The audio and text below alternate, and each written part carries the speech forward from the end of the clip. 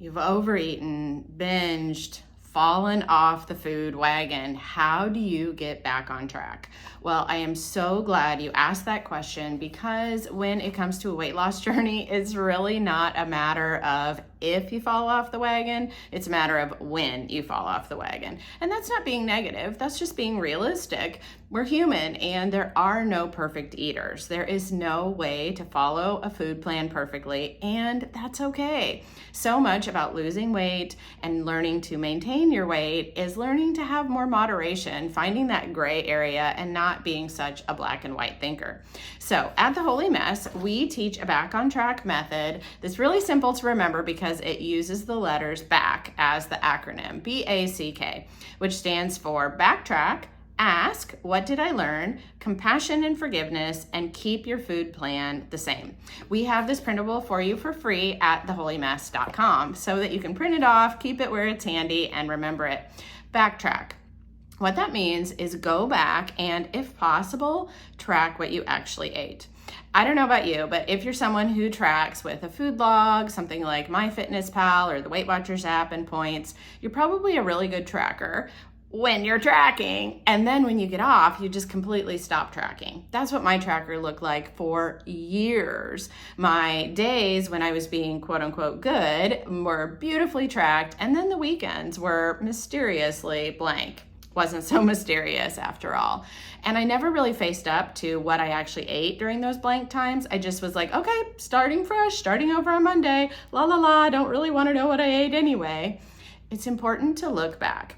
And if you can get yourself to honestly track, I call this ugly tracking. And the reason I call it that is not to put down what you're eating or anything like that, but just there was a day that I honestly tracked and I looked at it and I was like, whoa, that's pretty ugly. But I said it with a laugh and a smile because at least I was tracking honestly.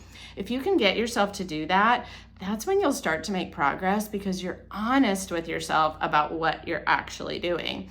For a lot of people, and for me, it was a tough reality that what I thought was a few points over or a few calories over was actually hundreds and hundreds of calories. And even though that was painful, it was a turning point because then I was able to do something about it.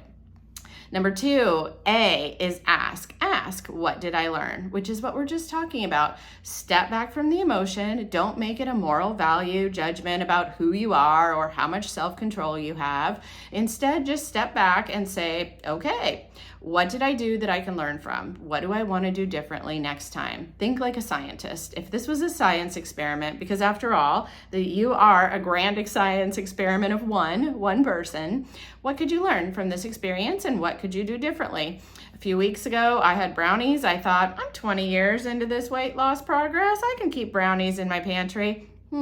4 brownies later, it was like, okay, the brownies need to go in the downstairs fridge, not in the pantry where I see them every time I open the door. I'm not quite ready for that yet. So I wasn't beating myself up. I was thinking like a scientist and thinking, science experiment of Sarah is that the brownies need to not be in the pantry. C, compassion. I wish I could have made this number 1, the first thing, but the acronym didn't work out well. Compassion and kindness are so important. Look, humans don't like pain. I don't like pain. You don't like pain. None of us likes pain. Well, that has to do with emotional pain too. So if you're constantly beating yourself up for your choices, you will run away from it because you don't like pain. You run away from it. That's a normal human experience of pain. Instead, treat yourself with compassion and grace. For myself, processing this as a Christian, I am recognizing that God gives me compassion and grace because of Jesus, and I can do the same for myself as well. And then K is keep food plan the same.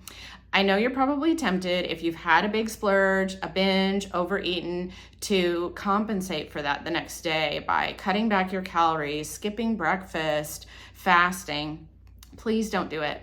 Get right back to your food plan as soon as possible. Eat a healthy breakfast, have some protein, some vegetables, whatever breakfast is right for you, and get right back on track. Trying to compensate will lead to undereating, which then leads to overeating and binging again, and you're stuck in the same cycle. So go right back to your regular food plan. So that's back. Backtrack, ask, what did I learn? Compassion and forgiveness, keep your food plan the same, and you'll be able to to get back on track fast, which is what this is all about. A final great tip is give yourself the goal to never eat 2 off-plan meals in a row.